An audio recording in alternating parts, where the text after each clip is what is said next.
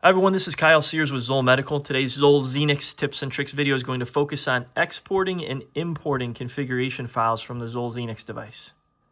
This may be the first time you set up a fleet of devices. You might have a service loaner that you need to get the configurations onto. But the first thing you're going to need is a USB stick. So you insert your USB stick into the right-hand side of the device. Within a few seconds, you'll see a USB icon pop up in the upper right corner of the screen. You're then going to go into the main menu. Go to System Settings, Service, type in your password.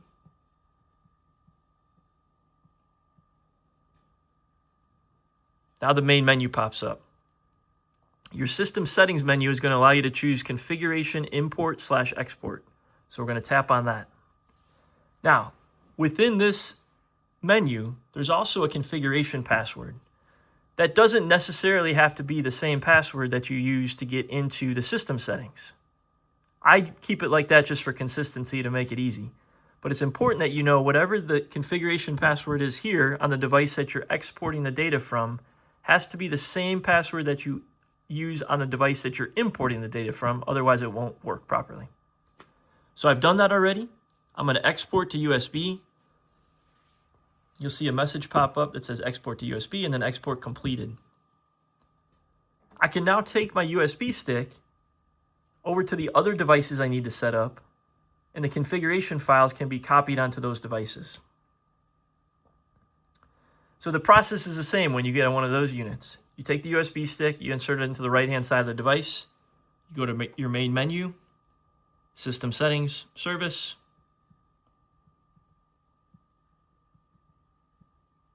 pop in your password. And then again, we're going to go to Configuration Import/Export. We want to make sure the configuration password matches the device that we exported the data from. And then we can import from USB. You're going to get a prompt that says, do you want to import configurations without unit-specific information or with unit-specific information? And what that's referring to is the name of the device that you created on the unit that you exported from. So if I called that ZOLL EMS1, when I import it with unit-specific information, this device will now also be called ZOLL EMS1. And then you can make that change, which I'll show you here in a second. So I'm going to import with unit-specific information. We're going to get a message here that says importing do not power off during import, configuration import success. Press OK to restart the system. Say OK.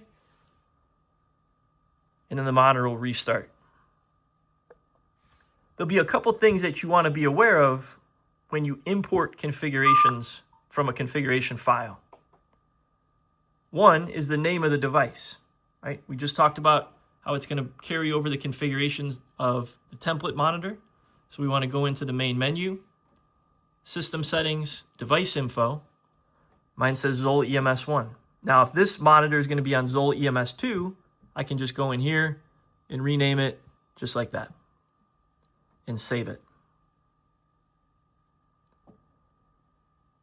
The importing and exporting process is also going to carry over any Wi-Fi configurations that you have set up.